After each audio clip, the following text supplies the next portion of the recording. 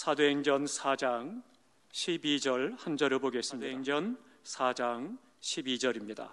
우리 다 함께 소리를 모아서 큰 목소리로 봉독하겠습니다. 다른 이로서는 구원을 받을 수 없나니 천하 사람 중에 구원을 받을 만한 다른 이름을 우리에게 주신 일이 없음이라 하였더라. 아멘. 아멘. 오늘은 본문의 말씀을 가지고 오직 예수라는 말씀을 드리도록 하겠습니다. 지상에 존재하는 모든 종교는 각각의 특징이 있습니다. 뿐만 아니라 많은 차이점들을 갖고 있죠. 그런데 그 모든 종교들의 특징과 또 그것의 특징 짓는 요소들을 잘 살펴보면 크게 두 가지로 이야기할 수가 있습니다. 하나는 교주입니다. 어떤 교주가 그 종교를 시작했느냐라고 하는 거죠. 또 하나는 교리입니다. 그 교주가 어떤 교리를 설파했느냐, 그것에 따라서 이제 종교가 달라지는 그런 것들을 볼 수가 있습니다. 그런데 중요한 것은, 종교라고 하는 것은 인간이 신을 찾아 나아가는 것입니다. 그게 종교입니다. 그러니까 우리 인간이 이 땅을 살아가면서 힘들고 어렵고 고통하고 또 괴롭기 때문에 무언가 어떤 의지할 만한 존재를 만들어서 그것에 귀의하고 그를 의지한다라고 하는 거죠. 그런데 그들이 세상에 의지하는 그 모든 종교를 보면 그것이 어떤 것입니까? 하나님께서 만드신 피조물, 이 세상의 형상들이라는 거죠. 그리고 사람이 깎아 만든 형상이고, 그리고 하나님께서 만드신 모든 만물을 향해서 빌고 기도하는 그것을 볼 수가 있습니다. 조금 더 고등 종문은 어떻게 해요? 그 종교들은 윤리 도덕을 이야기하고 득도에 대해서 이야기를 하는 것을 볼 수가 있습니다. 그러나 우리 기독교는 윌리엄 모터의 신학자는 이야기합니다. 종교가 아니다라고 말합니다. 그 말이 정확한 것입니다. 세상의 종교는 우리 인간이 신을 찾아 나가는 것이지만 참신, 참된 하나님, 유일하신 하나님께서 우리 인간에게 직접 찾아오셨기 때문에 종교가 아니라고 하는 것입니다. 그러므로 하나님께서는요, 예수 그리스도를 보내셔서 십자가에 못 박아 죽으시고 우리를 죄에서 구속하시고 다시금 부활하셔서 영원한 생명을 허락해 주시는 주님이십니다. 그렇기 때문에 우리가 그 은혜로 말미암아 오늘 하나님 앞에 예배하고 영광을 돌리고 그 은혜로 이 땅의 어려움과 환난과 시험을 이기고 믿음으로 승리하는 복된 삶을 살아가고 있는 것이죠. 참신, 유일하신 하나님밖에 없는 것입니다. 그렇기 때문에 알파와 오메가가 되십니다. 처음과 나중이 되십니다. 영원 전부터 계셨습니다. 천지 만물을 창조하셨습니다. 영존하신 하나님께서 오늘 나를 찾아오신 것, 바로 그것이 바로 예수 그리스도이시라고 하는 거죠. 그리고 오늘 본문은 말씀하고 있습니다. 다른 이로서는 구원을 받을 수 없나니 천하 사람 가운데 구원을 받을 만한 다른 이름을 준 일이 없다, 그렇게 말씀하고 계십니다. 그러면 이 구절을 통해서 우리가 예수님의 유일하심과 기독교의 유일성을 찾아볼 수가 있는 것입니다. 오늘 본문의 말씀의 배경을 보면 이렇습니다. 이제 사도들이 예루살렘 중심으로 나가서 열심히 복음을 전하고 전도를 합니다. 너희가 십자가에 못 박아 죽인 예수, 그분이 사망을 이기고 부활하셨다, 그리고 우리의 구주가 되신다, 그를 믿어야 구원받는다라고 하는 이 복음을 전합니다. 그러더니 그 당시에 종교 지도자들과 종교인들, 정치인들이 싫어하는 거예요. 그래서는 마음속에 찔림을 받고 싫으니까 어떻게 됐어요? 사도들과 복음을 전하는 자들을 잡아다가 옥에 가두고 회의에 회부하고 재판을 하고 심판을 하는 거예요. 그래서는 그 심판대 앞에 섰을 때 사도들이 예수가 누구이신가라고 하는 것을 지금 증언을 하고 있는 것이 5절부터 12절까지 말씀입니다. 그 말씀, 그들이 증언하고 있는 이 복음의 핵심이 뭐냐? 그것이 바로 오직 예수라고 하는 것입니다. 오직 예수. 왜 오직 예수일까요? 이게 중요한 것입니다. 첫 번째로는요, 오직 예수라는 것은 존재의 유일성 때문이라고 하는 겁니다. 히브리서 13장 8절에 보니까 예수 그리스도는 어제나 오늘이나 영원토록 동일하시다라고 말씀을 하고 있습니다. 중국에 가면 공자의 무덤이 있죠. 아마 가서 보신 분이 계실 겁니다. 인도에 가면 석가의 무덤이 있습니다. 메카에 가면 마호메트의 무덤이 있습니다. 그러나 예루살렘에 가면 예수님의 무덤은 빈 무덤입니다. 예수님께서는 사망 권세를 깨뜨리고 부활하시고 영원한 생명을 우리에게 허락하시는 분이고 영존하시는 하나님이시기 때문입니다. 그렇기 때문에 하늘 영광 보좌를 버리고 이 땅에 오셔서 우리의 모든 죄와 질고를 지시고 십자가에 못 박아 죽으시고 3일 만에 사망 권세를 깨뜨리고 부활하셔서 영원한 생명을 우리에게 허락하신 분입니다. 그러니까 살아계셔서 영존하시는 하나님, 그 하나님께서 바로 예수 그리스도가 되시기 때문에 유일한 존재자가 되신다라고 하는 거죠. 세상의 많은 교주들은 어떻습니까? 다 생명을 잃어버렸고 그 몸은 썩어서 먼지가 되고 없는 것이죠. 우리 기독교는 생명과 구원을 주는 살아있는 종교요, 생명의 종교인 것입니다.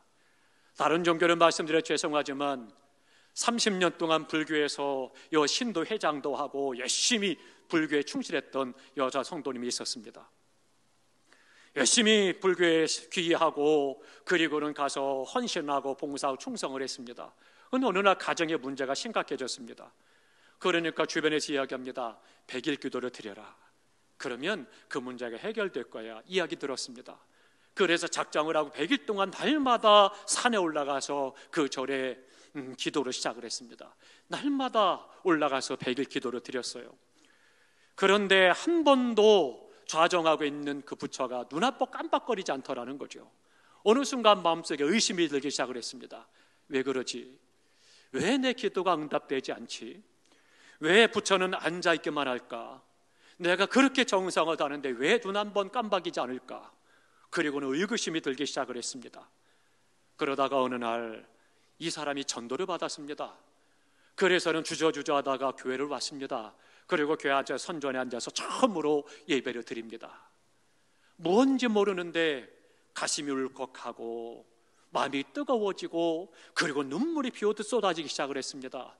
그리고는 형용할 수 없는 그런 슬픔이 찾아오고 시껏 울고 그리고 나니까 말하기 어려운 평안이 찾아오고 기쁨이 샘솟기 시작을 했습니다. 왜요? 평화의 주님께서 그를 만나 주셨기 때문입니다. 살아계신 하나님, 영존하시는 하나님, 영원히 살아계셔 존재하시는 그 주님께서 그 여인을 만나 주셨기 때문인 것입니다. 사랑하는 성도 여러분, 기독교의 유일성은 내가 믿는 주님이 바로 오늘 또 살아계셔서 나와 함께 계시고 나의 삶과 영혼을 주장하시고 인도해 가심을 믿으시기 바랍니다.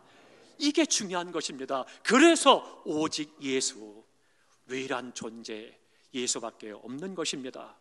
우리가 믿는 예수님은 어제도 오늘도 그리고 영원토록 나와 함께 계심을 믿으시기 바랍니다. 이것이 기독교의 웅변이요 노래가 되는 것이고 생명이 되는 것입니다.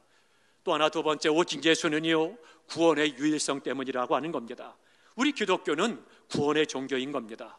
성경을 쭉 읽어보면요 창세부터 계시록까지 보면 이 구원이라고 하는 명사나 동사를 쭉 살펴보면 구약 성경에는요 400회 이상 구원을 말씀합니다. 신약에서는요 150번 이상 기록하고 있습니다. 그러니까 성경 통틀어서 550번 이상이나 구원에 대해서 말씀을 하고 있다라고 하는 거죠. 예수님의 유일성이라고 하는 것은 나의 영원한 동반자일 뿐만 아니라 나의 구원자가 되시고 나를 안보하시는 하나님이시기 때문에 구원의 유일성이 된다라고 하는 거죠.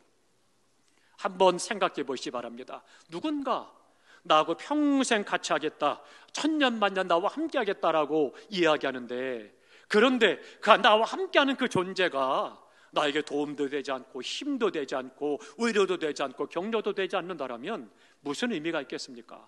같이 한다는 아무런 의미가 없다라고 하는 거죠. 오늘 본문은 말씀하고 있습니다. 천하인간의 그 어떤 이름으로도 구원을 받을 수 없다. 오직 예수 그리스도, 오직 예수 그리스도를 통해서만 구원을 받는다라고 말씀하고 있고, 마태복음 28장 20절에 말씀합니다. 이 세상 끝날까지 너희와 함께 있겠다라고 약속하고 계신 것입니다. 그분이 바로 우리가 섬기는 예수 그리스도이신 것입니다. 세상에 어떤 성현이나 어떤 교주도 길을 찾아라, 진리를 발견하라 그렇게 말을 했지, 내가 길이다, 내가 생명이다, 내가 구원이다라고 말한 교주는 한 사람도 없습니다. 어떤 성현도 그렇게 말할 사람이 없었던 것입니다. 그렇게 할 수도 없는 것이고요. 그러나 오직 예수 그리스도는 말씀하십니다. 요한복음 14장 6절에 말씀하기를 내가 곧 길이요 진리요 생명이다 말씀하고 있고 내가 구원이다라고 말씀하고 있는 것입니다. 사랑하는 성도 여러분, 우리도 언젠가 명확하고 분명한 결론 앞에 서야 됩니다. 바로 예수를 믿어야 구원받는다라고 하는 것입니다. 우리 세언제단에 들어오는 모든 사람들이 예수 그리스도를 만나고 구원의 복을 받아 누리시기를 주님의 이름으로 축원합니다. 또 하나 세 번째로는요, 왜 오직 예수 그리스도이시냐? 능력의 유일성 때문이라고 하는 것입니다. 요한복음 1장 1절에 말씀합니다. 태초에 말씀이 계시니라 말씀합니다. 이 말씀이 하나님과 함께 계셨으니 이 말씀은 곧 하나님이시라 말씀합니다. 그러면서 2절에 말씀하기를 그가 태초에 하나님과 함께 계셨고 라고 했고, 3절에 보니까 만물이 그로 말미암아 지은 바 되었으니 지은 것이 그가 없이는 하나도 된 것이 없다 말씀하고 있습니다. 그러니까 이 말씀 가운데 그라고 하는 단어와 말씀이라고 하는 단어는 누구를 가리키느냐? 예수 그리스도를 말씀하고 있습니다. 그러니까 예수 그리스도는 누구냐? 능력의 하나님이라는 거예요. 천지 만물을 창조하셨습니다. 뿐만 아니라 모든 것들을 주관하시고 인도해 가시는 역사의 주인이시오, 오늘 또 살아계셔서 우리와 함께 하시는 능력의 하나님이다라고 말씀하고 있는 것입니다. 그러므로 우리가 믿는 예수님은 창조주시오, 죽음의 문제를 해결하시고 살아 역사하시는 주님이십니다. 그래서 성경에 보니까 어떻게 돼요? 죽은 소녀를 살리셨습니다. 과부의 아들을 살려주셨습니다. 살아있던 친구 나사로를 죽은 지 사흘이 지났지만 그들을 살려주셨습니다. 뿐만 아니라 주님께서도 십자가에 죽으셨다가 사흘 만에 사망 권세를 깨뜨리고 살아서 부활의 첫 열매가 되시고 오늘 우리 가운데 능력으로 역사하신다라고 하는 것입니다. 그렇기 때문에 그 주님이 능력의 하나님이요 유일하신 주님이 된다라고 하는 것입니다. 사랑하는 성도 여러분, 사람이 지닌 힘이라고 하는 것은 상대적인 것입니다. 보다 약한 힘이 있고 보다 강한 힘이 있죠. 그러다 보면 세상은 어떻습니까? 당연히 보다 약한 힘 있는 사람을 보다 강한 힘 있는 사람이 억누르게 되어 있는 거예요. 지금 러시아와 우크라이나도 그런 전쟁을 하고 있는 거죠. 좀 더 강하다고 해서 약한 것에 침범을 하고 그리고는 그 나라를 삼키려고 하는 악한 일들이 일어나는 거죠. 참으로 안타까운 그런 상황입니다. 일본의 궁극주의가 전 세계를 휘두를 때 어떻게 됐었습니까? 그들이 자기네 황제를 천황이다 그렇게 이야기하면서 히토히토를 섬기도록 그렇게 이야기를 하죠. 그러나 그 천황이 어떻습니까? 그들이 천황이라고 하는 그 사람이 1980년대 죽음을 당했습니다. 결국은 영원할 수 없는 거예요. 왜요? 유한한 존재요 사람이기 때문입니다. 인간은 신이 아닙니다. 전능자가 아닙니다. 그렇기 때문에 누구나가 다 병이 드는 것이고 누구나 죽기 마련이라고 하는 것입니다. 능력의 하나님 전자신 분은 한 분 예수 그리스도밖에 없는 것입니다. 사랑하는 성도 여러분, 그 능력의 하나님이 오늘 우리의 삶 가운데 내가 당하는 어려움과 환난과 시험과 역경을 능히 이길 수 있도록 도와주시는 능력의 하나님이시오, 우리를 도우시는 능력의 주님이심을 믿고 그 믿음 안에서 위로받고 힘을 얻고 이기며 하나님께 영광 돌리고 많은 사람을 도와주고 구원하는 축복의 삶이 되시기를 주님의 이름으로 축원합니다.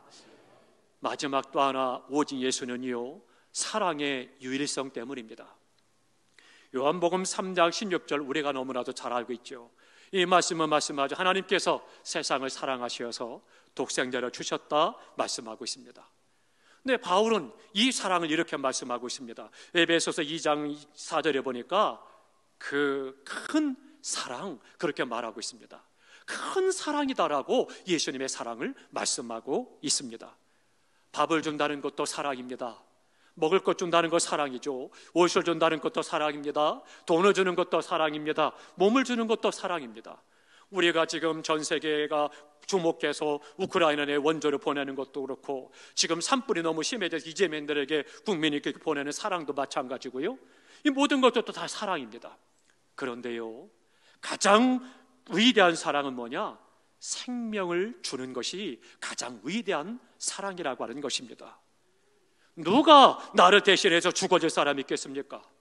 그러나 우리 주님께서는요 나의 죄를 대신하여 십자가에 못 박아 죽으셨습니다. 거기에는 아무런 조건도 없습니다. 이유도 없습니다. 오직 사랑 하나 때문에 우리를 위해서 친히 십자가에 죽으시고 우리를 죄에서 구원하셨다라고 하는 거죠. 80년대에 새롭게 대두되었던 그런 용어가 있습니다. 좀 충격적인 용어인데요, 아마 들어보신 분이 계실 겁니다. 자살의 선진화라고 하는 그런 단어입니다. 자살하는데 선진국화가 된다라고 하는 거예요. 참 안타까운 그런 용어입니다. 이 자살률이라고 하는 것을 매년 통계청에서 발표를 합니다. 그리고 전 세계적으로는요, 세계보건기구 WHO에서 전 세계 각 국가마다 이 자살률을 통계를 다 보고를 하기도 합니다. 통계청의 자료에 따르면 우리나라는요, 2003년에 OECD 국가 가운데 자살률이 세계 1위가 됐습니다. OECD 국가 가운데 자살률이 1위가 됐다는 이 불명예를 알았는데요, 이 불명예가 딱 한 번 2위로 올라가고 계속 2019년까지 1위입니다. 그러니까 지금 코로나가 와서 20년, 21년 이렇게 통계되지 않은 것 외에는 19년도까지는 우리나라가 OECD 국가 가운데 자살률 1위라고 하는 이 불명예를 안고 있는 거죠. 참 마음 아픈 일입니다. 전 세계 모든 200개가 넘는 국가 가운데는요, 자살률이 우리나라가 몇 위냐? 놀라지 마십시오. 세계 3위였습니다. 지금은 세계 4위입니다. 참으로 안 좋은 그런 통계의 이야기를 들을 수가 있습니다. 참으로 가슴 아픈 일이죠.